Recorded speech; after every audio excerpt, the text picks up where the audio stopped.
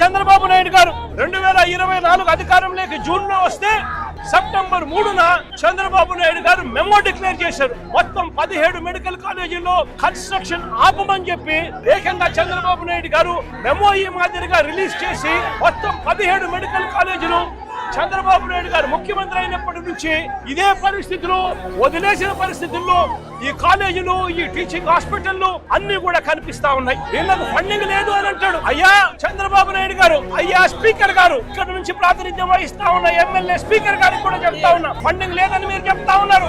NABARD funds తో అప్పట్లోనే ఈ ప్రాజెక్టులకు టైఅప్ చేశాం. నాబార్డ్ ఫండ్సే కాకుండా సెంట్రల్ గవర్నమెంట్ నుంచి special assistance for infrastructure projects కూడా తీసుకొని వచ్చి ఈ మెడికల్ కాలేజీలన్నీ కూడా special assistance for infrastructure projects కేటగిరీలో ఈ ప్రాజెక్టులను కూడా పెట్టడం జరిగింది. దాని అర్థం మరో 50 ఏళ్ల పాటు వడ్డీ లేకుండా వాళ్ళు ఇచ్చే రుణాలకు ఈ ప్రాజెక్టులన్నీ కూడా శాంక్షన్ అవుతాయి. మరి central government sponsored assistance schemes లో ఈ ప్రాజెక్టు వస్తూ ఉన్నప్పుడు నాబార్డు కింద ఈ ప్రాజెక్టులన్నీ లోన్లు కూడా శాంక్షన్ అయి ఉన్నప్పుడు కేవలం 5,000 కోట్లు మాత్రమే అవసరం ఉన్న పరిస్థితులు ఉన్నప్పుడు సంవత్సరానికి 1000 కోట్ల రూపాయలు ఖర్చు చేయలేరా అని అడుగుతా ఉన్నాను. దీనికోసం కూడా అబద్ధాలు చెప్పే కార్యక్రమాలు చేస్తూ చంద్రబాబు నాయుడు గారు సిగ్గుతో తల వంచుకోవాలి అని చెప్పి ఈ సందర్భంగా చంద్రబాబు నాయుడు గారిని గట్టిగా ప్రశ్నిస్తున్నాం.